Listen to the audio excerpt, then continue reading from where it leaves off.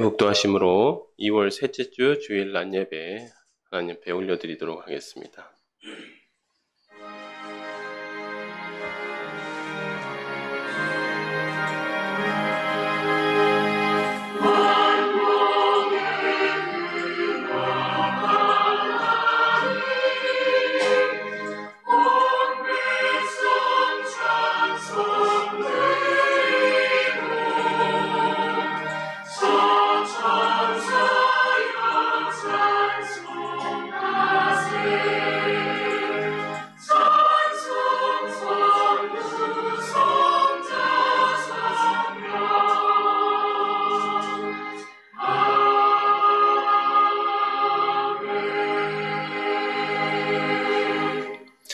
하나님은 영이시니 예배하는 자가 영과 진리로 예배할지니라.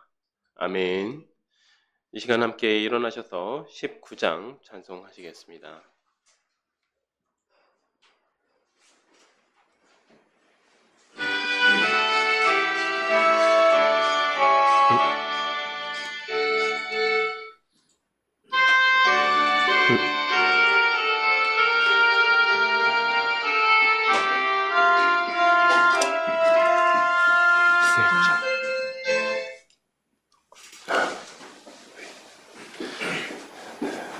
네, 19장 찬송하시겠습니다.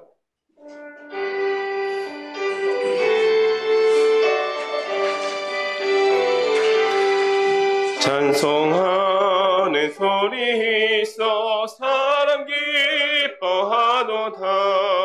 하늘 아버지의 이름 거룩거룩하도다. 세상 사람 찬양하자. 거룩하신 하나님께 할렐루야 할렐루야 할렐루야 아멘. 하나님의 나라 권세 영원토록 있도다. 하나님의 영광 나라 거룩거룩하도다. 하늘 보좌 계신 주님 세상 주관하시도다. 할렐루야 할렐루야 할렐루야 아멘. 하나님의 크신 섭리 그 뜻대로 되도다. 우리 아버지의 뜻은 거룩거룩하도다. 주여 속히 임하셔서 기쁜 나를 주옵소서. 할렐루야 할렐루야 할렐루야 아멘 아멘. 이 시간 성시교독 31번 교독문 31번 함께 교독하시겠습니다. 하나님이 일어나시니 원수들은 흩어지며 연기가 불려가듯이 그들을 몰아내소서.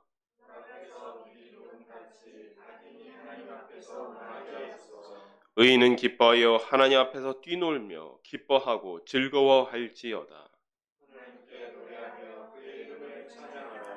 하늘을 타고 광야에 행하시던 일을 위하여 대로를 수축하라. 그의 거룩한 처소에 계신 하나님은 고아의 아버지시며 과부의 재판장이시라. 갇힌 자들은 이끌어내사 형통하게 하시느니라. 하나님이여 주께서 가난한 자를 위하여 주의 은택을 준비하셨나이다. 아멘. 이 시간 사도신경으로 우리의 신앙을 함께 고백하도록 하시겠습니다. 전능하사 천지를 만드신 하나님 아버지를 내가 믿사오며 그의 외아들 우리 주 예수 그리스도를 믿사오니 이는 성령으로 잉태하사 동정녀 마리아에게 본디오 빌라도에게 고난을 받으사 십자가에 못 박혀 죽으시고 장사한 지 사흘 만에 죽은 자 가운데서 다시 살아나시며 하늘에 오르사 전능하신 하나님 우편에 앉아 계시다가 저리로서 산자와 죽은 자를 심판하러 오시리라. 성령을 믿사오며 거룩한 공회와 성도가 서로 교통하는 것과 죄를 사하여 주시는 것과 몸이 다시 사는 것과 영원히 사는 것을 믿사옵나이다. 아멘. 자리에 앉아주시기 바랍니다. 321장 함께 찬송하도록 하시겠습니다.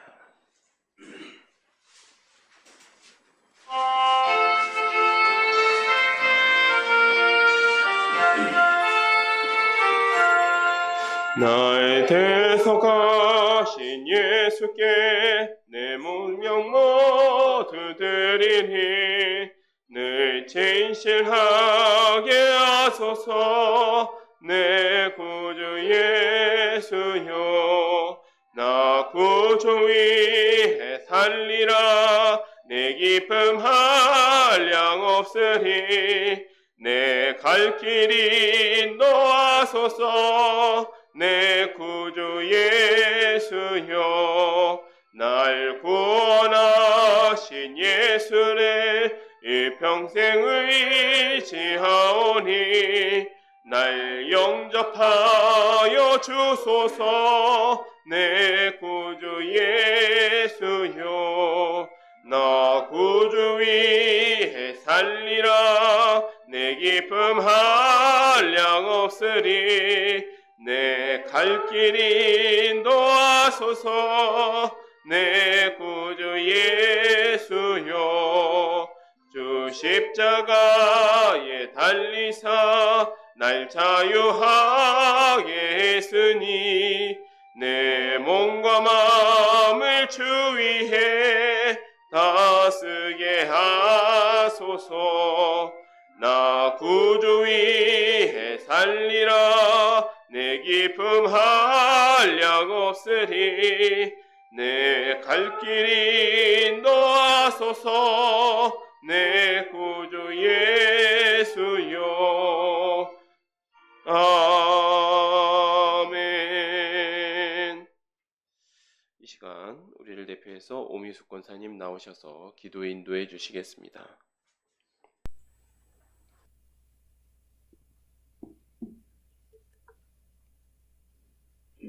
거룩하신 하나님 아버지, 주님의 크신 은혜와 사랑 가운데 오늘 또 복된 주일을 허락하시고 저희들을 예배의 자리로 부르셔서 우리들의 찬양을 기뻐 받으시니 감사를 드립니다.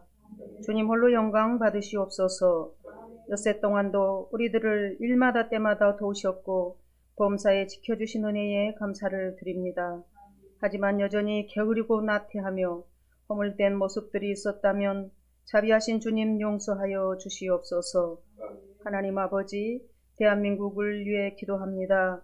정치적으로 혼란하고 어려운 상황입니다. 하나님 이 나라를 다스려 주시옵소서. 속히 나라가 안정이 되길 소망합니다. 주님, 몸된 교회가 더욱 든든히 서가고 모든 성도가 기도와 말씀으로 잘 훈련되어 성장해가는 사롱교회가 되게 하여 주옵소서. 오늘도 말씀을 선포하실 박교 전도사님께 지혜와 명철을 주사 많은 영혼들을 옳은 대로 인도하는 사명을 잘 감당케 하시옵소서. 이 시간 말씀을 들을 때 우리의 굳은 마음을 제하시고 부드러운 마음을 주사 말씀을 통해 우리의 영혼이 새롭게 변화되는 귀한 시간이 되게 하옵소서. 사랑의 하나님, 사랑하는 사론의 공동체에 속한 교우들 가정과 직장, 학업 위에 늘 함께하여 주시고 이 교회를 세워가는 손길들 위해 오늘 또 온라인 예배자들 위에까지도 평강의 복으로 인도하여 주시옵소서. 감사를 드리며 이 모든 말씀 예수님의 이름으로 기도드립니다. 아멘.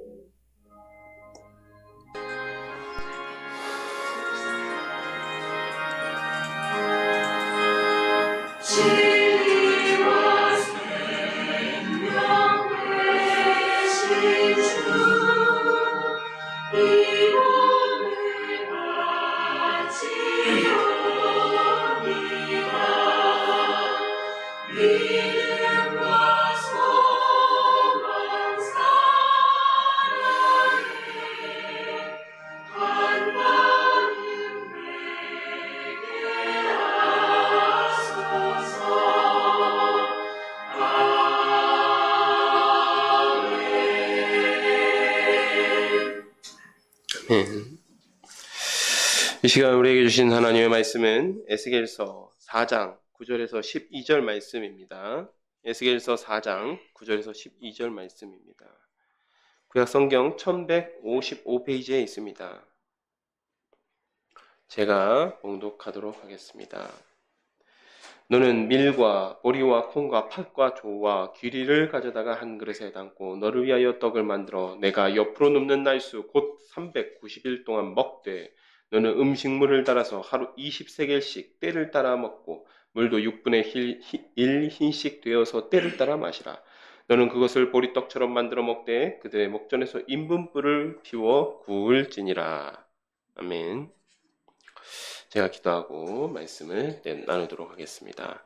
하나님 감사드립니다. 오늘도 이렇게 귀한 날 저희가 주님 앞에 모여서 주님께 예배하고 찬양하게 하는 그런 은혜를 내려주심을 감사드립니다. 주님, 저희가 삶에서도 저희의 삶에서도 삶의 예배자로서 살 수 있게 하시며 또 그렇게 삶의 예배자로 살기 위하여서 주님의 말씀을 이 시간 청종하게 하여 주시옵소서. 예수님의 이름으로 기도합니다. 아멘. 지난주에 저희가 이제 에스겔 선지자가 소명받는 장면을 살펴보았습니다. 이 바벨론의 2차 침공, 그러니까 여호야긴 왕이 포로로 끌려간 해부터 따져서 5년째에 또 에스겔이 30살 되던 해에 하나님께서 굉장히 신비하고 놀라운 광경 가운데 선지자 에스겔에게 계시를 주십니다. 그래서 에스겔이 처음으로 봤던 것이 이제 내 형상이라고 하는 이제 그 천사들을 보게 되죠. 그리고 나서도 굉장히 영광스럽고 위엄이 넘치는 장면들을 계속해서 목격하게 됩니다. 그런데 이 하나님께서는 또한 에스겔에게 이런 말씀을 하시는 거죠. 임박한 심판 앞에서도 여전히 이스라엘 백성의 마음이 굳고 뻔뻔하다. 그 백성이 뻔뻔하다. 라고 말씀하시면서 한탄하십니다.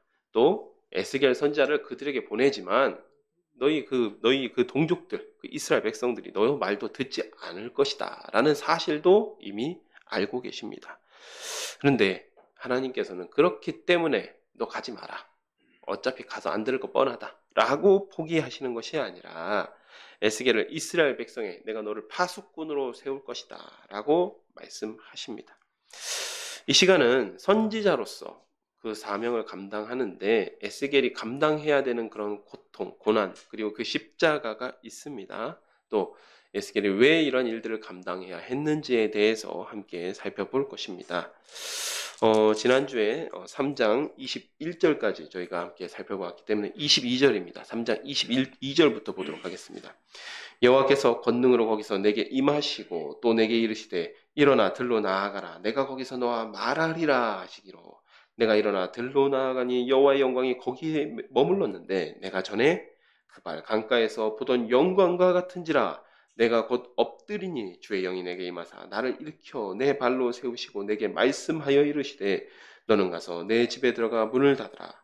너 인자야 보라. 무리가 내 위에 줄을 놓아 너를 동여매리니 내가 그들 가운데에서 나오지 못할 것이라. 내가 내 혀를 내 입천장에 붙게 하여 내가 말 못하는 자가 되어 그들을 꾸짖는 자가 되지 못하게 하리니 그들은 패역한 족속임이니라. 그러나 내가 너와 말할 때 내 입을 열리니 너는 그들에게 이르기를 주 여호와의 말씀이 이러하시다 하라. 들을 자는 들을 것이요 듣기 싫은 자는 듣지 아니하리니 그들은 반역하는 족속임이니라. 여기서 보면 들을 자는 듣고 듣기 싫어하는 자는 듣지 아니하리니 이것이 파수꾼의 사명이죠. 그러니까 너는 어떻게 해야 되니까 내가 너의 입에 넣어주는 말을 정확하게 그대로 전달만 하면 된다. 이게 파수꾼의 사명입니다. 잠깐 지난주 말씀을 우리가 생각해 보면 에스겔 1장에서 에스겔이 30살 되던 해라고 했습니다. 그리고 그 30살은 제사장으로서 처음으로 공직에 나서게 되는 순간, 처음으로 이 백성들을 예배로서 섬기게 되는 순간이 30살 되던 해라고 이야기했죠. 그때 이제 사명을 받게 됩니다. 포로된 지 5년째 되는 해, 그리고 4월 5일에 첫 계시의 말씀을 받습니다. 계시의 말씀을 처음에 받았던 장소는 그발 강가라고 했고 그 계시의 말씀을 받고 나서 에스겔이 정착촌, 이스라엘의 유민들, 그 포로들이 정착한 장소인 델 아빕이라고 하는 그 동네에 가게 됩니다.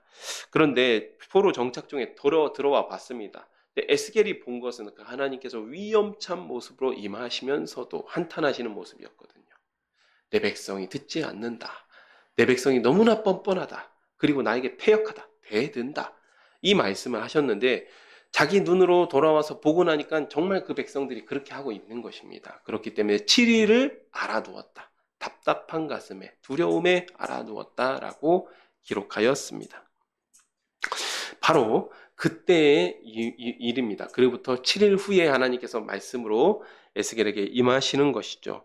그리고 영광 중에 임재하신 후에 이 말씀 가운데 다시 이 하나님께서 에스겔을 들로 불러내십니다. 이 들이라는 장소는 인적이 드문 장소, 델 아빕이라는 이스라엘의 정착민, 유민, 포로들이 머물러 있었던 그 장소가 아니라 인적이 드문 장소로 불러내신 것이죠. 하나님께서 에스겔과 면대면으로서 1대1로 긴밀하게 교제하시는 장소였습니다. 그리고 나서 다시 돌아가라. 집 안으로 돌아가라. 그리고 문을 닫으라. 그렇게 말씀하십니다. 하나님께서 은밀하게 에스겔 선지자와 하시고 싶은 말씀이 계속 있으신 것인데 이제 하나님께서 사실은 이런 것 같습니다. 이제 항상 그런 것은 아니지만 보면 좀 여유가 있을 때는 하나님께서 이 에스겔과 함께 정말 그 침묵하는 중에 은밀한 중에 만나십니다. 그런데 가끔 그렇지 않은 순간도 있어요. 어떨 때냐면 먼저 이스라엘 백성들이 에스겔 선지자를 찾아올 때가 있습니다. 언제죠? 이제 8장에 가면 그 장면이 처음으로 등장하는데 이스라엘 백성의 장로들이 에스겔 선지자를 이 젊은 선지자를 찾아와서 약간 따지듯이 묻습니다. 그러면 에스겔 선지자가 이 할 말이 궁하게 되기 때문에 하나님께서 그럴 때는 급하게 임재하셔서 이 환상 가운데 혹은 그의 영을 따로 빼어서 하나님께서 보여주시고자 하는 말씀 그리고 들려주시고자 하는 말씀을 환상 가운데 또는 보여주시는 방식으로서 에스겔에게 계시를 하십니다. 이런 방식이 있었고 그 다음에 들로 불러내시거나 또는 이 집에 혼자 있을 때 임재하시는 방식으로 이 에스겔과 교제하시는 그런 방식이 있었다라는 거죠. 두 가지 방식이 있었다라는 것입니다. 또 하나는 이 부분을 보면요. 에스겔에게 말 못하게 합니다. 에스겔을 말 못하는 자. 그러니까 하나님의 말씀을 전할 때 외에는 말 못하는 자가 되게 합니다. 그리고 성경에 이런 장면이 몇 번 조금 더 나오는데 기억나는 장면들이 있죠. 언제가 있었죠? 세례 요한이 탄생할 때, 세례 요한의 탄생 계시를 하실 때에 그 아버지가 믿지 못하자, 네가 네 아들을 태어날 때까지는 말 못하는 자가 되리라 하고 정말 말 못하게 됩니다. 그리고 아들을 처음에 태어나고 나서 이름을 무엇이라 할 것이요? 라고 친지들이 묻자 요한이라 할 것입니다. 라고 하면서 그때 처음으로 입이 터지죠. 그런 일들이 발생하게 되는데 오늘 본문 말씀은 그런 이유가 있습니다. 두 가지 이유가 있습니다. 첫 번째로는 하나님께서 너는 내가 너에게 내 입에 전해주는 입에 넣어주는 그 말씀만 해라 라는 이유로 이 말을 못하게 하는 경우가 있고요. 두 번째로는 하나님께서 에스겔을 보호하기 위해서 말 못하게 하십니다. 이 26절을 자세히 보면요. 내가 내 혀를 입천장에 붙게 하여 내가 말 못하는 자가 되어 그들을 꾸짖는 자가 되지 못하게 하리라. 죄를 책망하지 못하게 하리라. 왜냐하면 그들은 패역한 족속이기 때문이다. 여기에 숨겨진 말은 너 계속해서 그들의 죄를 책망하고 내가 네 입에 말을 넣어줬다고 해서 계속해서 네 백성의 죄를 책망했다가는 그들이 너를 때려 죽일 것 같다. 그러니까 에스겔을 보호하기 위해서 그렇게 말씀하시는 것이죠. 그리고 25절에서 26절 역시 선지자로서 감당해야 되는 고난들을 말씀하십니다. 왜 이런 말씀을 하셨냐 하면 왜 에스겔 선지자를 이렇게까지 보호하셔야 하셨냐마는 저희가 사실 이 성경 말씀을 입체적으로 좀 살펴볼 필요가 있습니다.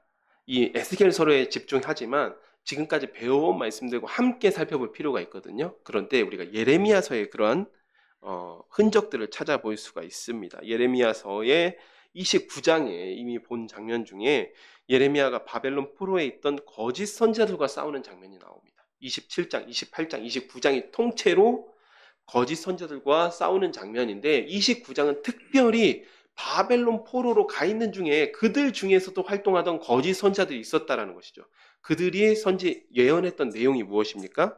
우리가 수년 내에 고향으로 돌아갈 것입니다. 바벨론은 금방 망합니다. 여호와의 손이 바벨론 위를 덮으실 것입니다. 뭐 이런 거짓말을 계속해서 떠들었던 것입니다. 하지만 이미 동시대 인물이죠. 물론 예레미야 선지자는 한참 나이가 많은 선배이고 에스겔 소년 선지자지만 동시대의 인물입니다. 그런데 그 예레미야 선지자는 이미 몇 년 전에 이렇게 편지를 합니다. 70년이 차야 너희가 70년 동안 바벨론 왕을 섬기리라.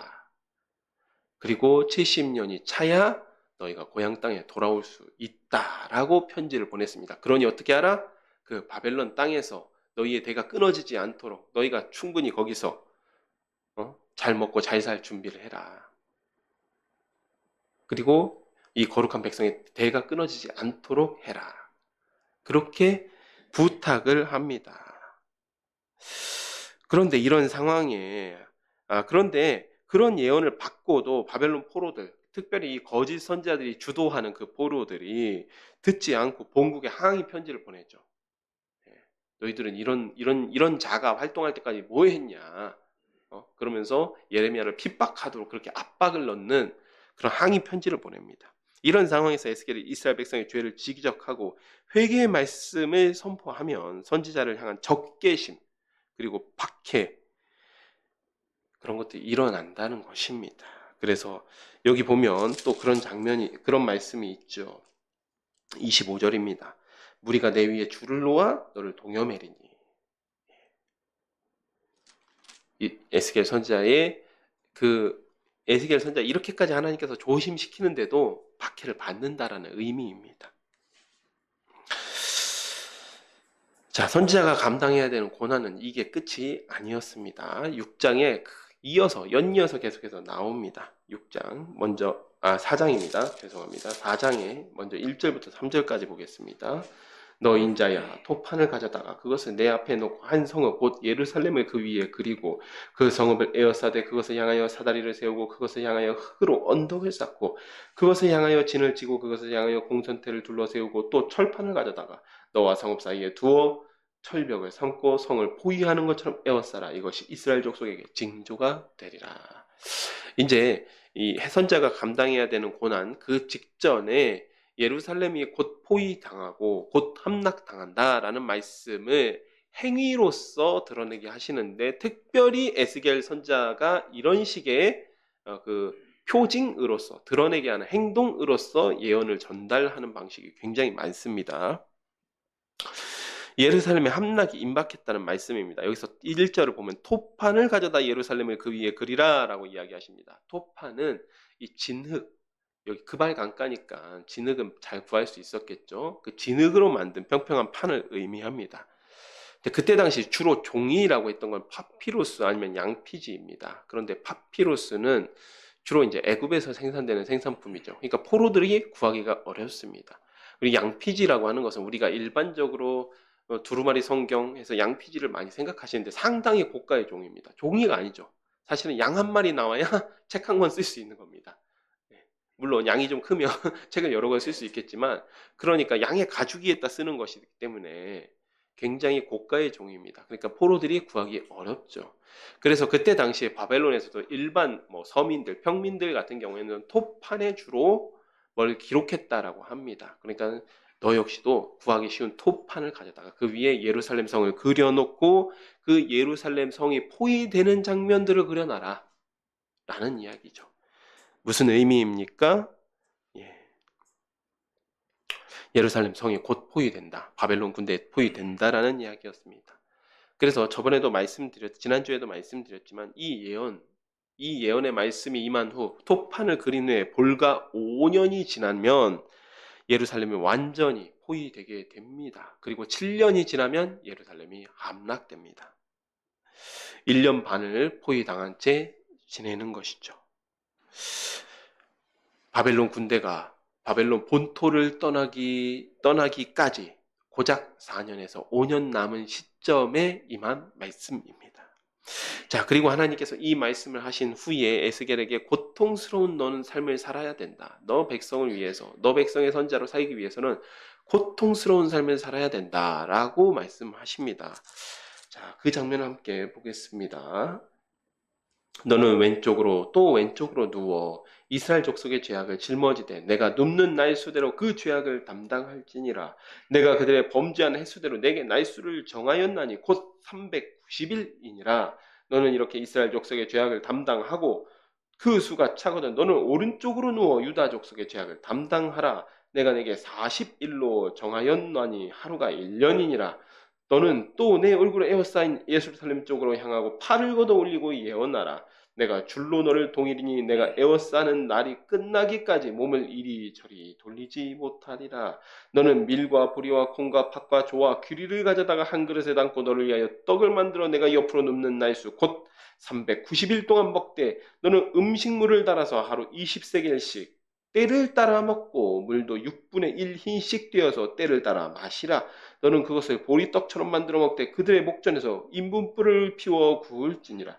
또 여호와께서 이르시되 내가 여러 나라들로 쫓아 흩어버릴 이스라엘 자손이 거기서 이같이 부정한 떡을 먹으리라 하시기로 내가 말하되 아하 주 여호와여 나는 영혼을 더럽힌 일이 없었나이다. 어려서부터 지금까지 스스로 죽은 것이나 짐승에게 찢긴 것을 먹지 아니하였고 가증한 고기를 입에 넣지 아니하였나이다. 여호와께서 내게 이르시되 보라 쇠똥으로 인분을 대신하기로 허락하노니 너는 그것으로 떡을 구울지니라. 또 내게 이르시되 인자야 내가 이스라엘에서 의뢰하는 양식을 끊으리니 백성이 근심 중에 떡을 달아먹고 두려워 떨며 물을 데워 마시다가 떡과 물이 부족하여 피차에 두려워하며 떨며 그 죄악 중에서 쇠폐하리라.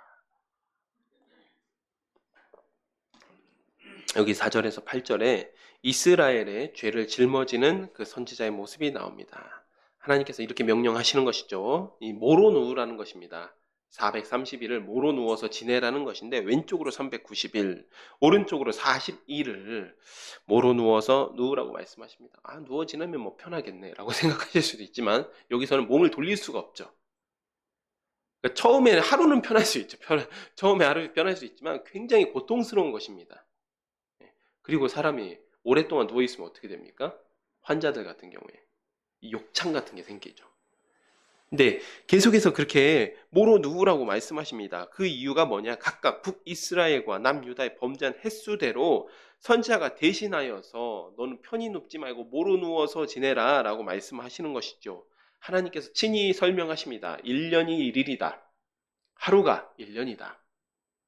그러니까 범죄한 횟수대로 내가 너에게 명령하시는 것이다. 그런데 이게 도대체 언제부터 언제까지냐 때문에 성경학자 사이에서 굉장히 이견이 많습니다.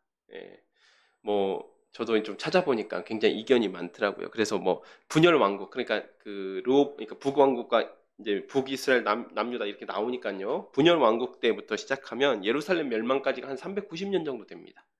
예, 그래서 그 횟수다. 그리고 플러스 40년이다. 이걸 누가 말씀하셨냐면 이거 칼빈이 이렇게 해석하셨습니다. 그렇게 이야기하기도 하고 아니다. 이거 430년을 통째로 이거 합산해서 계산해야 된다라고 하기도 하면 430년 하면 애국 포로 기간 좀 비슷하죠. 그래서 430년 그렇게 말씀하시는 분도 있고 그렇습니다. 그래서 사실 이게 그렇게 중요한 것은 아닙니다. 예, 중요한 것은 아닙니다. 예, 다만 여기서 중요한 부분이 뭐냐면 이제 6절 말미에 하나님께서 내가 정한 날이다라고 하는 것입니다. 무슨 얘기냐면 하나님께서는 샤파트십니다. 그러니까 재판장이세요. 그래서 북이스라엘과 남유다의 죄를 각각 계산해 보셨다는 것입니다. 각각 계산해 보셨더니 죄의 경중을 또 따지시겠죠. 그랬더니 북왕국에게 390년, 남유다에게 40년 이렇게 각각 범죄한 기간을 설정하셨다라는 거예요. 그런데 이것도 따져보면 꼭 맞느냐? 그렇지는 않아요. 왜냐하면 성경에 가장 악한 왕으로 기록됐던 분이 누굽니까? 우리 머릿속에 딱 떠오르는 사람. 므낫세죠. 근데 므낫세 통치 기간만 55년입니다. 그러면 이게 이미 남유다에서 맞지 않거든요. 하지만 이것을 하나님의 판단, 하나님의 시점에서 이걸 계산했다라고 생각하면 이해가 돼요. 왜냐하면 우리가 일반 법정에 들어가도록 양형에는 딱 사유들이 여러 가지 있습니다. 뭐 범죄의 동기라든지 범죄의 잔혹성이라든지 이 사람이 얼마나 반성을 하고 있느냐 이런 것들을 다 계산해서 양형이 내려지거든요. 그러니까 감경의 사유가 있고 또 가중처벌될 사유가 있는 것입니다. 그렇게 계산해 봤더니 이렇게 나왔다라는 것이에요. 또 저도 대략적으로 계산해 봤더니 이런 해석도 가능합니다.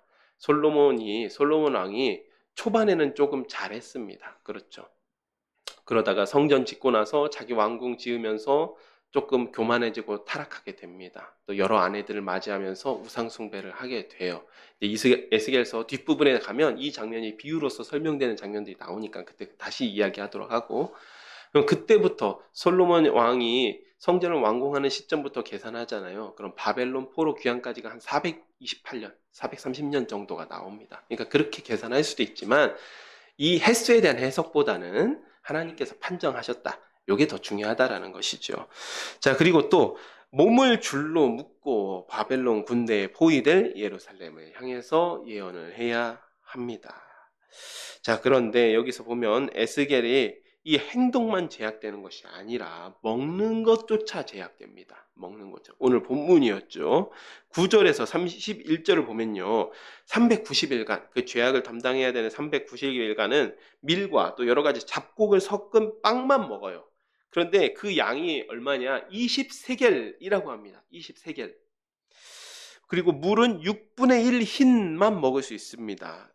아마 직관적으로 와닿지 않을 겁니다. 이게 왜냐면, 근데 이 세겔이라고 하는 단어는 또 이 돈의 단위이기도 하거든요. 은을 달았을 때. 그런데 이 20세겔을 계산해보면요. 1세겔이 11.4g입니다. 그렇게 많지 않죠. 20세겔이면 얼마냐면 228g입니다. 228g. 그러니까 우리 공깃밥 한 공기 정도 됩니다. 공깃밥 한 공기 정도 되는 쌀로 채우면 그 정도가 이제 20세겔인데 20세겔입니다. 그리고 6분의 1 흰, 물이 1흰이 한 3.6리터 정도 됩니다. 6분의 1 흰은 600ml 정도 되죠. 그러니까 우리 생수 한 병보다 약간 많은 정도예요. 그리고 요 컵으로 이 머그컵으로 2잔 정도 됩니다. 근데 이게 하루 동안 먹는 양이에요. 많습니다. 적습니까? 적은 정도가 아닙니다. 제가 계산을 해봤어요. 그러면 이 정도 밀가루와 잡곡으로 밀가루만으로 따졌을 때 저희가 먹는 그 파리바게트라든지 이런 데서 사 먹는 식빵 있죠. 밀가루만 들어가. 근데 거기는 그나마 밀가루만 들어가지 않고요. 좀 영양이 될 만한 거, 좀 이 칼로리가 될 만한 게 많이 들어가 있어요. 그러니까 식빵 먹으면 살찌죠. 그래서 뭐 설탕도 들어가고요. 그 안에 계란도 들어가고 우유도 들어가고 그렇게 해서 반죽을 해서 반죽 덩어리를 만들어서 그래 누룩 이제 보통은 뭐 효모를 첨가해서 이걸 부풀려서 구우면 저희가 먹는 식빵이 되는 것입니다. 그 식빵 한 덩어리에 들어가는 밀가루 양이 요 정도 됩니다. 식빵 한 덩어리. 근데 나머지 부수 재료가 또 그만큼 들어가요. 그럼 식빵 한 덩어리가 한 500g 조금 못 미치는 것 같아요. 왜냐면 그 안에서 이제 날아가기도 하고 그러니까 500g 조금 못 미치는 것 같은데 그러면 여기는 밀가루만 있는 게 아니라 잡곡도 있잖아요. 그럼 이걸로 빵을 만들었을 때는 한 식빵 한 절반 정도 됩니다. 식빵 한 덩어리의 절반 정도 됐네. 근데 이걸 하루 동안 먹는 겁니다. 배가 찼을까요? 우리 식빵은요, 하얀 밀가루로 만들죠. 하얀 밀가루로, 도정이 잘 된 하얀 밀가루, 고운 가루로 만들기 때문에 뽕실뽕실하고 먹으면 보들보들하고 하지만 이렇게 잡곡을 섞어 만들면 어떤 빵이 되냐면 굉장히 딱딱한 빵이 됩니다. 예, 굉장히 딱딱한 빵이 돼요. 그리고 잘 부풀지도 않아요. 그리고 제가 또 하나 중요한 건 뭐냐면 양도 양이지만 이게 이제 또 영양이 좀 돼야 될 거 아닙니까? 열량이 좀 나와야 될 거 아닙니까? 사람이 활동을 하려면 계산해 봤어요. 그랬더니 한 600칼로리 정도 나옵니다. 하루 동안 먹는 열량이 600칼로리 정도가 나와요. 근데 우리가 보통 성인 남자 1일 권장 열량을 2400칼로리라고 이야기합니다. 여성 같은 경우 2100칼로리. 그나마 이것도 많이 준 거죠. 왜 그러냐면 과거로 올라갈수록 어떻게 됩니까? 육체 노동을 많이 하기 때문에 훨씬 더 많은 열량이 필요합니다.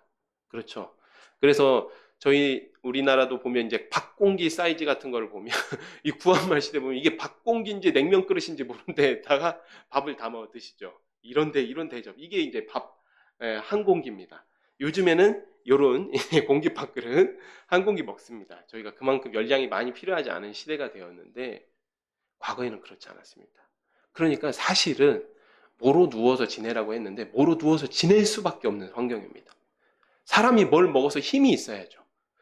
하루에 600칼로리, 그것도 물 요거 2잔 마시고 어떻게 활동을 합니까? 하나님께서 이렇게 1년 한 2개월 정도 이렇게 살라고 하신 건데, 1년 2개월을 이렇게 살라고 하신 거예요. 그런데 잘못하면 사람 죽습니다.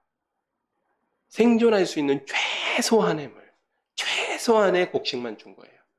우리 열왕기의 하하를 보면 이런 장면이 나오죠. 고생의 물과 고생의 떡을 먹이라.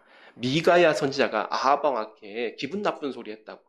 물론 기분 나쁜 소리 아니죠. 하나님께서 하라고 하신 예언의 말씀이었습니다. 근데 자기 귀에 기분 나쁘니까 내가 돌아올 때까지 저자를 감옥에 잡아놓고 고생의 물과 고생의 떡을 주라. 그게 이 정도 양이에요. 정말 최소한 살아갈 수 있는 양. 그래서 실제로 이런 식사를 하게 되면 어떻게 되면 당연히 기력이 없는 것은 당연하고요. 일단 첫 번째로 피부가 상하죠. 그리고 탈모 옵니다. 곧바로 탈모가 옵니다. 그리고 또 경우에 따라서는 잇몸이 내려앉아서 치아가 빠지는 경우도 있습니다. 에스겔이 잘못해서가 아닙니다. 에스겔은 뭘 잘못해서가 아니라 이스라엘의 범죄가 얼마나 악하고 또 그 죄의 결과가 얼마나 두려운 것인지를 이 선지자를 통해서 알려주시고자 하시는 것이죠. 또 12절 이하는 그나마도 그 음식을 인분불에 구워 먹으라고 명령하십니다. 인분이 뭐죠? 차마 그렇게 표현할 수가 없어서, 노골적으로 표현할 수 없어서 이게 조금 순화시킨 편인데 사람 똥입니다. 사람 똥. 사람 똥을 말려가지고 그걸로 이제 연료를 삼으라는 것이죠. 근데 에스겔이 기겁을 해요. 또 진짜 죽을 만큼 이게 조금 먹고 살아야 된다. 1년 동안. 거기에는 에스겔이 따로 반항하지 않았는데, 오 하나님, 제가 이렇게 부정한 음식을 먹어본 적이 없습니다. 제발 통촉하여 주시옵소서 해서 줘라. 소똥으로 대신한다. 라고 이야기하시는 것이죠. 근데 그나마 이 소똥 같은 경우는요, 사실 뭐 더럽다고 생각하실 수도 있지만, 또 우리 청년들 소똥 많이 안 보셨겠지만, 소똥 보면 소똥이 좀 묽습니다. 이렇게 퍼져 있어요. 이렇게 퍼져 있는데 이게 마르게 되면 좀 딱딱해지고 좀 가벼워지고 딱딱해져요. 그리고 사실은 요즘 같은 경우에도 요즘에 또 친환경이 대세잖아요. 그래서 이 소똥 같은 경우를 말려가지고 이제 그 연료로 사용하는 경우가 굉장히 많습니다. 특히 저개발 국가 같은 경우에는 이 소똥을 말려가지고 굉장히 중요한 이 연료원입니다. 그러다 보니까 이 소똥을 연료로서 빵을 구워 먹으라고 하는 것이죠. 이거 찍어 먹는 거 아닙니다. 큰일 납니다, 여러분. 그럼 이제 바로 탈나요. 바로 탈납니다. 그래서 이런 식으로 하나님께서 모진 고통을 감당하라고 선자 에스겔에게 명령하셨습니다. 결국 선지자에 이렇게 말씀하시는 이유는 이조차도 예루살렘이 곧 당하게 될 참혹한 현실, 또 예레미야 애가를 통하여서 노래하였던 그 현실을 에스겔에게 한 4, 5년 먼저 미리 경험하게 하시는 것입니다. 4, 5장 연이어서 그래서 이렇게 4장에서 5장에서 세 가지 예언적 행동이 등장합니다. 첫 번째로는 토판에 예루살렘이 포위된 형상을 만드는 것, 두 번째로 모로 누워서 소똥불에 빵을 구워 먹는 일, 마지막으로 본문에 등장하는 머리털과 수염을 깎으라 라고 마지막으로 명령하십니다. 5장을 보도록 하겠습니다. 너 인자야, 너는 날카로운 칼을 가져다가 삭도로 삼아 내 머리털과 수염을 깎아서 저울로 달아 나누어 두라. 그 성읍을 에워싸는 날이 차거든 너는 터럭 3분의 1은 성읍 안에서 불사르고 3분의 1은 성읍 사방에서 칼로 치고 또 3분의 1은 바람에 흩으라. 내가 그 뒤를 따라 칼을 빼리라. 너는 터럭 중에서 조금을 내 옷자락에 싸고 또 그 가운데서 얼마를 불에 던져 살으라. 그 속에서 불이 이스라엘 온 족속에게로 나오리라. 주 여호와께서 이와 같이 이르시되 그것이 곧 예루살렘이라. 내가 그를 이방인 가운데 두어 나라들이 둘러있게 하였거늘 그가 내 규례를 거슬러서 이방인보다 악을 더 행하며 내 율례도 그리함이 그를 둘러있는 나라들보다 더하니 이는 그들이 내 규례를 버리고 내 율례를 행하지 아니하였음이니라. 그러므로 나 주 여호와가 말하노라. 너희 요란함이 너희를 둘러싸고 있는 이방인들보다 더하여 내 율례를 행하지 아니하며 내 규례를 지키지 아니하고 너를 둘러있는 이방인들의 규례로도 행하지 아니하였느니라. 그러므로 나 주 여호와가 말하노라. 나 곧 내가 너를 치며 이방인의 목전에서 너에게 벌을 내리되 내 모든 가증한 일로 말미암아 내가 전무후무하게 내게 내릴지라. 그리한즉 내 가운데에서 아버지가 아들을 잡아먹고 아들이 그 아버지를 잡아먹으리라. 내가 벌을 내게 내리고 너희 중에서 남은 자를 다 사방에 흩으리라. 그러므로 나 주 여호와가 말하노라. 내가 나의 삶을 두고 맹세하노니 내가 모든 미운 물고가 모든 가증한 일로 내 성소를 더럽혔은즉 나도 너를 아끼지 아니하며 긍휼을 베풀지 아니하고 미약하게 하리니 너희 가운데서 3분의 1은 전염병으로 죽으며 기근으로 멸망할 것이요 3분의 1은 너의 사방에서 칼에 엎드릴 것이며 3분의 1은 내가 사방에 흩어버리고 그 뒤를 따라가며 칼을 빼리라. 이와 같이 내 노가 다한즉 그들을 향한 분이 풀려서 내 마음이 가라앉으리라. 내 분이 그들에게서 다한즉 나 여호와가 열심으로 말한 줄을 그들이 알리라. 내가 이르되 또 너를 황무하게 하고 너를 둘러싸고 있는 이방인들 중에서 모든 지나가는 자의 목전에 모욕거리가 되게 하리니 내 노와 분과 중한 책망으로 내게 벌을 내린즉 너를 둘러싸고 있는 이방인들에게 내게 수치와 조롱거리가 되고 두려움과 경고가 되리라. 나 여호와의 말이니라. 내가 멸망하게 하는 기근과 독한 화살을 너희에게 보내되 기근을 더하여 너희가 의뢰하는 양식을 끊을 것이라. 내가 기근과 사나운 짐승을 너희에게 보내 외롭게 하고 너희 가운데 전염병과 살육이 일어나게 하고 또 칼이 너희에게 임하게 하리라. 나 여호와의 말이니라. 하나님께서 에스겔에게 수염과 머리털을 깎아서 3등분 하라고 명령하십니다. 저도 이제 어제 이제 이발을 하고 왔는데 머리 자르는 게 이발하는 게 또 면도하는 행위가 매일같이 하기도 하고 또 수시로 하는 행동이죠.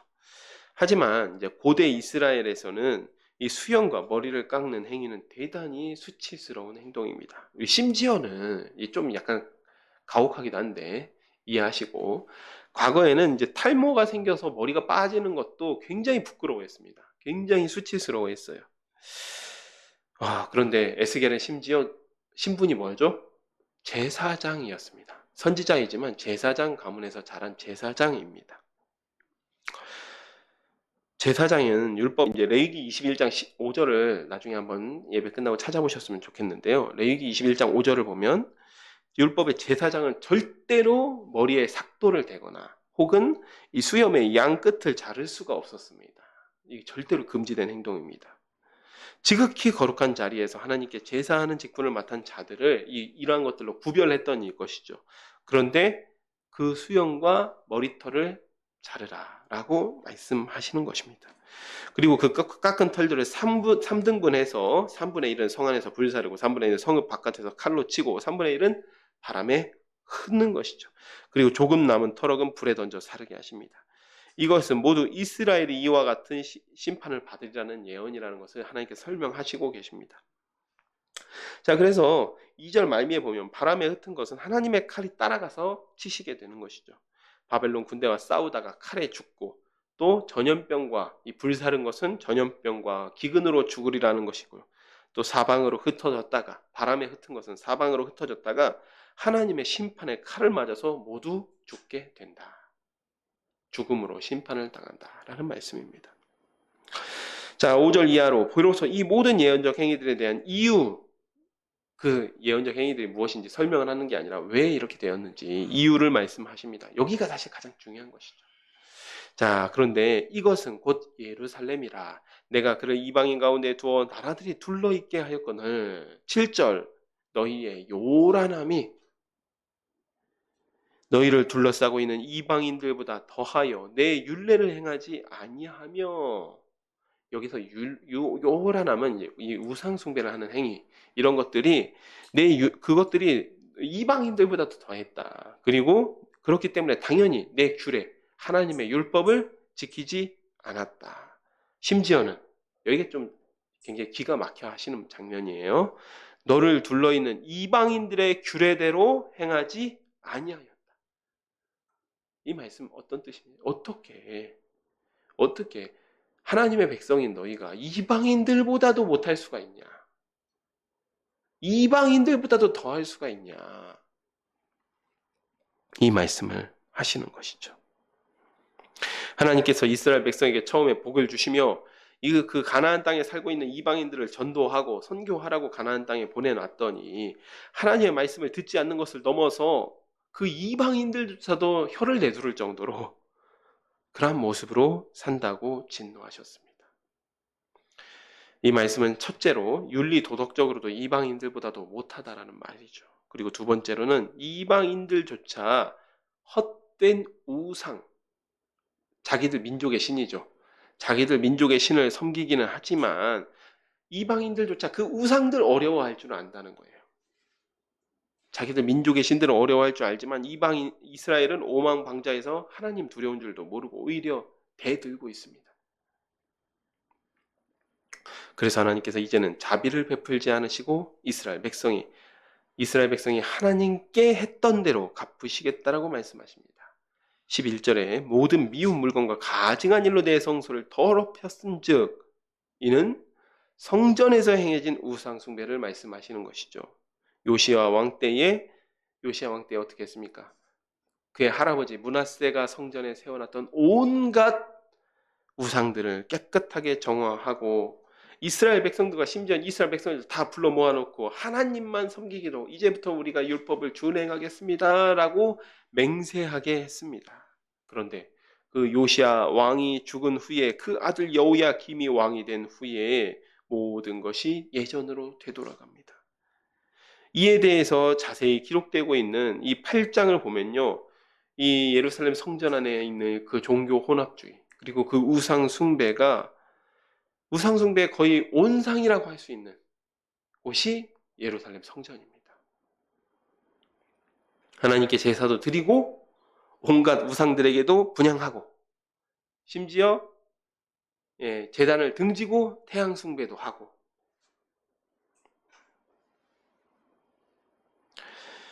그 결과 하나님께서 이스라엘에게 더 이상 긍휼을 베풀지 아니하겠다라고 선언하십니다. 우리말 성경으로는 긍휼을 베풀지 아니하고 이렇게 단순하게 기록되어 있습니다. 그런데 여기서 사용되는 아니하다라는 말은 이 부정접두어라고 하는 로라는 단어가 사용되었어요. 우리가 이 말을 본 적이 있습니다. 호세아서 1장에서 보았습니다.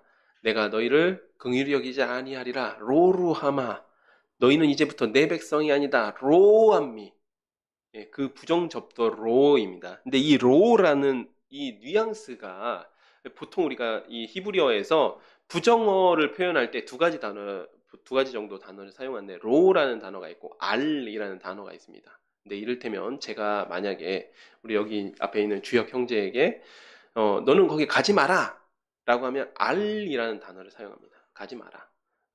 야 지금은 먹지 마라. 알이라는 부정어를 사용해요. 그런데 십계명에서 죽이지 말지니라 도적질하지 말지니라 이거는 지금만 안 하면 되는 게 아니죠. 앞으로도 영원히 안 하는 것이죠. 절대로 해서는 안 되는 것이죠. 그럴 때는 로라는 단어를 사용해요. 죽이지 말지니라 살인하지 말지니라 지금만 안 하면 되는 게 아니죠. 앞으로도 절대 해서는 안 되는 일. 그리고 도적질하지 말지니라 우상 숭배하지 말지니라 라고 할 때는 로라는 단어를 사용합니다. 근데 여기서 긍휼을 베풀지 아니하고 해서 로라는 절대 부정어를 사용했습니다. 하나님께서 절대로 긍휼을 베풀지 아니하겠다. 그리고 반드시 심판하겠다라는 의지를 말씀하시는 것입니다. 근데 너무나 다행스럽게도 이스라엘에게는 너무나 다행스럽게도 이 진노는 좀 기간이 있는 진노였어요. 다행으로 원래 로라는 단어는 영원히 하지 않는 거에 사용하는 단어인데 하나님께서 기간을 좀 설정해 두십니다. 그게 언제까지냐면 13절에 나의 노가 다할 때까지 하나님의 분이 풀리실 때까지 진노가 풀리실 때까지 정확하게 70년 바벨론 왕을 섬기는 그 70년 동안 나의 이 분노가 나의 이 진노가 가라앉게 되면 그렇게 되면 다시금 너희에게 내 분이 그들에게 다한즉 나 여호와가 열심으로 말한 줄을 그들이 알리라. 다시 그때 가서는 이제 돌아보시겠다라는 것입니다. 결국은 다른 말로 하면 하나님의 화가 가라앉을 때까지는 꼼짝없이 이스라엘 백성이 그 진노의 심판을 온몸으로 견뎌야 되는 처지가 되었다라는 이야기이죠. 자, 6장을 이어서 계속해서 보도록 하겠습니다. 여호와의 말씀이 내게 임하여 이르시되 인자야 너는 이스라엘의 산을 향하여 그들에게 예언하며 이르기를 이스라엘의 산들아. 여기 앞에서는 산은 우리 말 성경으로는 단수죠. 근데 뒤에서 이야기할 때는 산들 복수죠. 네.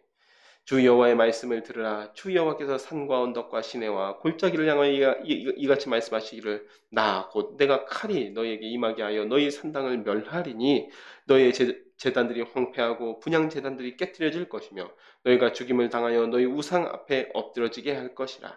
이스라엘 자손의 시체를 그 우상 앞에 두며 너희 해골을 너희 제단의 사방에 흩으리라.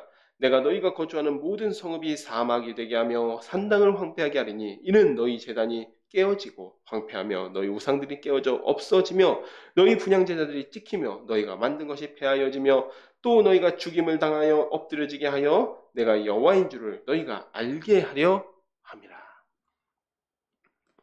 하나님께서 다시 한번 이 우상 숭배의 모습들을 책망하십니다. 제가 아까 단수복수 얘기를 했는데 2절을 보면 이스라엘 산을 향하여 예언하라고 하시는데 3절에는 이스라엘 산들아 라고 예언합니다. 근데 여기는 둘 다 사실은 복수가 맞습니다. 이스라엘의 산들을 향하여 그들에게 물어보며 예언하며 그리고 이르기를 이스라엘의 산들아, 둘 다 복수로 쓰여졌습니다. 이 얘기는 뭐냐면 하나님도 좀 그랬으면 좋았을 것 같아요. 어떤 특정한 산, 우리나라로 치면 어떤 산이 있겠습니까? 주로 유명한 게 이제 계룡산 그런 곳이 있죠. 좀 이제 무속신앙이 유명한 곳이. 그래서 어떤 특정한 산에서 우상숭배가 행해졌으면 그 산이라고 이야기했을 때 그게 아니라 이스라엘 또 산이 많은 나라지 않습니까? 그런데 온 산에, 온 골짜기마다 우상숭배의 제단이 있고 산당이 있는 것입니다. 그래서 그것을 이 복수로 표현하고 있는 거예요. 이스라엘의 산들아, 골짜기들아.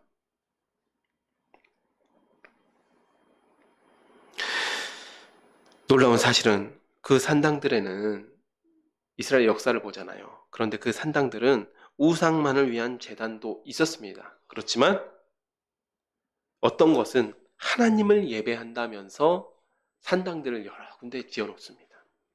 항상 그 산당 제사가 문제가 돼요. 그래서 이스라엘의 유다의 왕들의 업적을 평가할 때 굉장히 중요한 기준으로 여겨지던 것 중에 하나가 무엇입니까? 산당을 없앴느냐 안 없앴느냐. 이게 굉장히 중요한 기준이에요. 평가 기준이에요. 하나님께서 체크리스트가 있습니다. 그래서 가장 중요한 것은 그 조상 다윗의 길, 다윗처럼 했냐 안 했는지. 두 번째, 그리고 우상 숭배를 했는지 안 했는지. 그리고 산당을 없앴는지 안 없앴는지. 산당을 없앤 왕들 치고 평가 안 좋은 왕이 없습니다. 그만큼 하나님께서 굉장히 신경을 쓰셨던 부분입니다. 하나님께 예배한다라고 하지만 제 멋대로 산당에서 제사를 지내면서 수많은 우상 숭배가 이루어졌기 때문에 하나님께서 그렇게 산당 제사를 금하셨던 것이죠.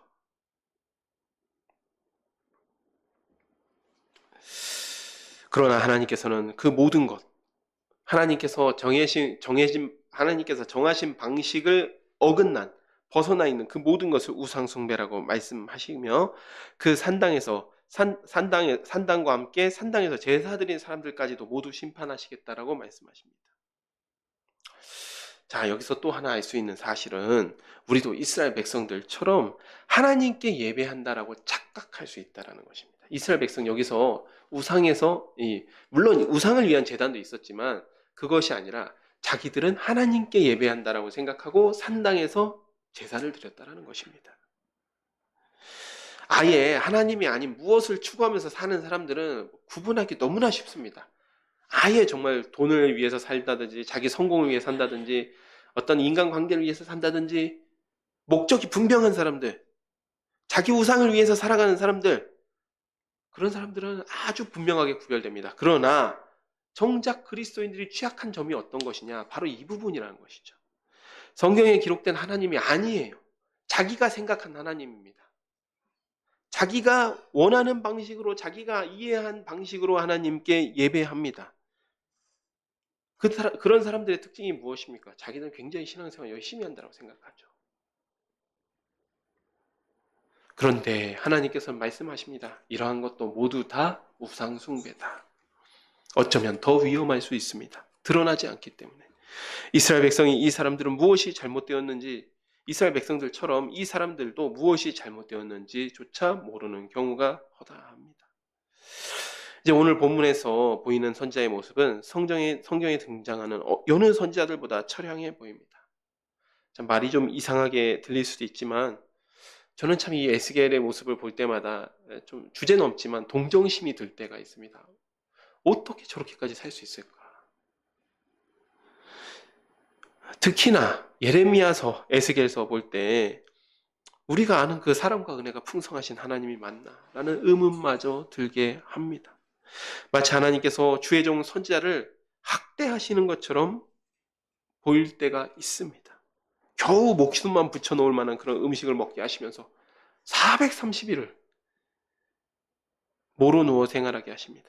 그러나 에스겔은 묵묵히 하나님께서 그의 인생에 얹으시는 모든 멍에를 묵묵히 지고 갑니다. 하나님께서 주의 종을 선대하지 않으면 누가 선대하겠습니까? 그러나 그것은 이와 같은 문제로 접근하면 어쩌면 영원히 하나님의 마음을 읽는 데에 실패할지 모릅니다. 사랑하는 여러분, 에스겔은 자기 동족들과 같이 자기 동족들 같은 그런 죄는 없는 사람입니다. 그렇게 우상숭배를 하지도 않았고 하나님께 대들지도 않았어요. 제사장 가문에서 자랐고 오히려 동족들의 죄악으로 억울하게 참 그 자신은 참 억울할 법도 한데 이역만리 이방 땅에 잡혀와서 평생을 고통스럽게 살았던 인물이 에스겔이었습니다. 그러나 그는 또한 그가 이렇게 하나님의 그 사명, 하나님께 지어주신 멍에를 묵묵히 감당할 수 있었던 것은 그의 패역하고 악한 시대에 하나님의 마음을 헤아릴 줄 아는 정말 몇 안 되는 인물 중에 하나였기 때문입니다. 그가 하나님의 마음을 헤아리지 못했다면 절대로 이와 같은 대우를 참지 않았을 것입니다. 도망갔겠죠. 그러나 자기 백성에게 배신당하시고 심지어 능멸당하시는 그 하나님의 그 아픈 마음을 알았기 때문에 하나님의 진노를 그의 온몸으로 묵묵히 견딥니다. 그리고 이는 하나님도 마찬가지였습니다. 아무리 말해도 깨닫지 못하는 백성들 사이에 몇 없지만 하나님과 같은 마음을 공감하고 하나님 편에서 함께하는 에스겔이 아니면 자기들이 어째서 심판당하는지조차도 모르는 것입니다. 에스겔이 잘못해서가 아니라 거의 유일하게 말이 통하는 인물이라서 하나님께서 에스겔에게 대신 진노를 쏟으시는 것처럼 보이는 거예요. 저희도 좀 그럴 때가 있죠.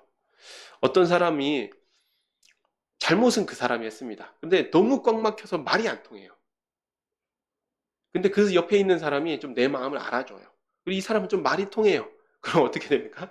이 사람에게 하소연하는 거죠. 이 사람 아예 말이 안 통하니까. 네. 그러지 않습니까? 야, 네가 가서 좀 얘기 좀 잘해봐라. 이게 말이나 되냐? 에스겔이 그런 역할을 감당하고 있는 것이죠. 사랑하는 샤론의 가족 여러분, 우리 샤론의 가족들이 에스겔처럼 하나님의 마음에 공감할 수 있는 인물들이 되기를 소원합니다. 또한 우리가 자기들의 죄가 무엇인지조차 깨달지 못하는 이 세상 가운데에 그들을 정죄하기보다는 고압적으로 나는 의인이다 하여 그들을 정죄하기보다는 우리도 에스겔처럼 묵묵히 하나님께 먼저 은혜 입은 자의 멍에를 감당하는 그 십자가를 감당하는 샤론의 가족들이 되기를 축복하겠습니다. 제가 기도하고 말씀을 맺도록 하겠습니다. 하나님 아버지 참으로 감사드립니다. 오늘 에스겔 선지자가 당하는 그 온갖 고통을 함께 살펴보았습니다. 그것이 에스겔 선지자가 잘못하여서가 아니라 이스라엘 백성의 그 수많은 우상 숭배와 하나님을 능멸하였고 하나님의 율법을 멸시한 죄악을 그가 온몸으로 받아내고 있는 모습을 보게 됩니다. 그리고 에스겔 선지자는 그 민족을 위해서 자기 민족을 위하여서 그 고통을 감내하였습니다. 주님, 우리도 이러한 에스겔의 모습을 담게 하여 주옵소서. 이 악한 세상을 향하여서 우리가 의인이라 하여 그들을 정죄하는 것이 아니라 함께 그 아픔에 공감하며 그 은혜를 전달할 수 있는 파수꾼의 사명을 감당하는 우리 샤론의 가족이 되게 하여 주옵소서. 예수님의 이름으로 기도하였습니다. 아멘. 이 시간은 찬송 510장 함께 부르시고 부르시면서 준비하신 예물을 하나님께 올려드리도록 하겠습니다.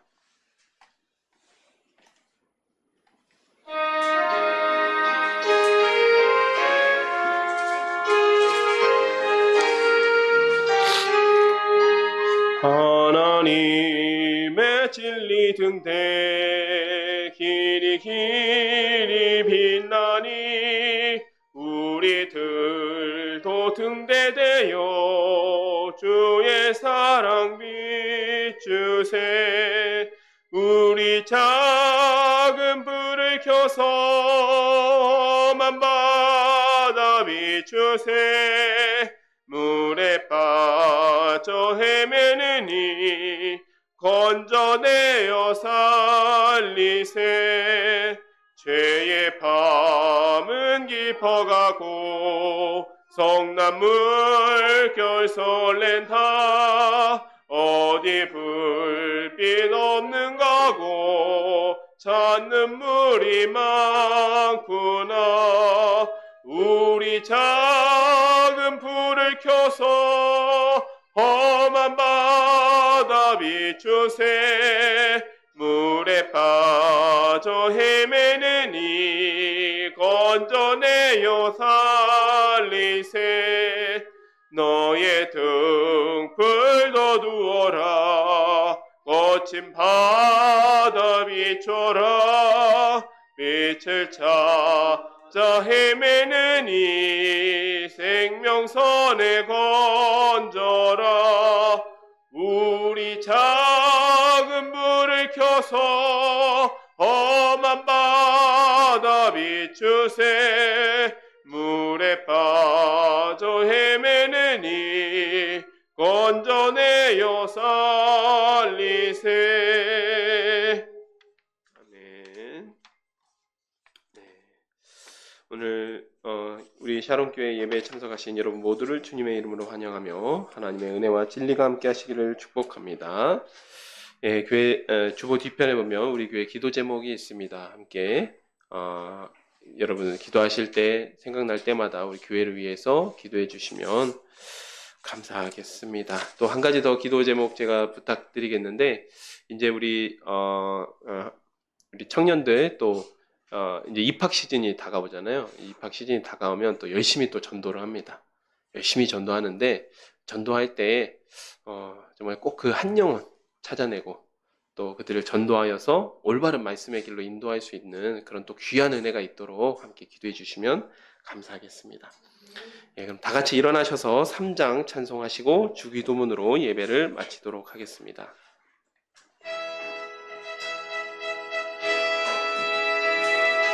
성부 성자와 성령 찬송과 영광 돌려보내세. 대초로 지금까지 또 영원 무궁토록 성삼위께 영광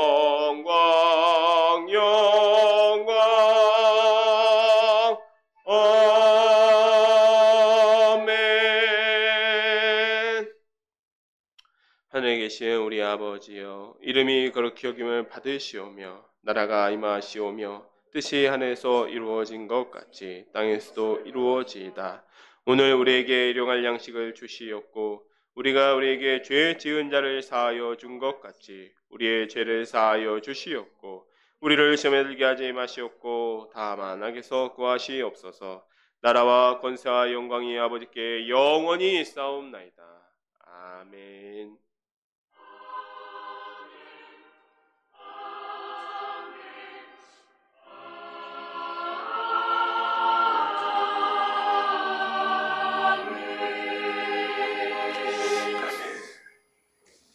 네, 예배 마쳤습니다. 하나님께 영광의 박수 올려드리겠습니다.